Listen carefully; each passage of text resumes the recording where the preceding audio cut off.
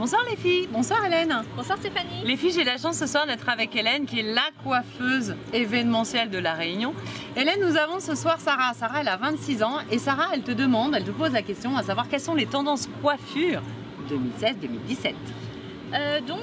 Les coiffures 2016-2017 pour moi c'est toujours des ondulations, des boucles, du glamour, des couleurs nuancées, tout ce qui est caramel, miel, le blonde est hyper tendance actuellement. Et voilà, c'est tout ce qui est glamour quoi.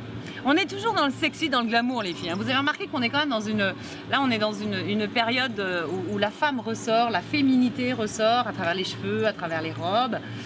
Donc là tu parles de couleurs. Est-ce que c'est accessible à tout le monde? Bien sûr, les cheveux courts, les cheveux longs, les cheveux bouclés, les cheveux lisses.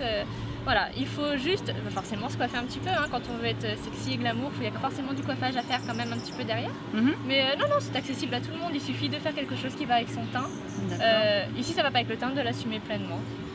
Voilà. D'accord, comme la mode en fait. Comme la mode, exactement. D'accord. Et au niveau des tendances, alors tu nous as parlé de blonde. Oui c'est ça. C'est quoi le blonde? Parce que je suis sûre qu'il y a des filles qui savent pas ce que c'est. Effectivement, j'ai eu plusieurs fois la question.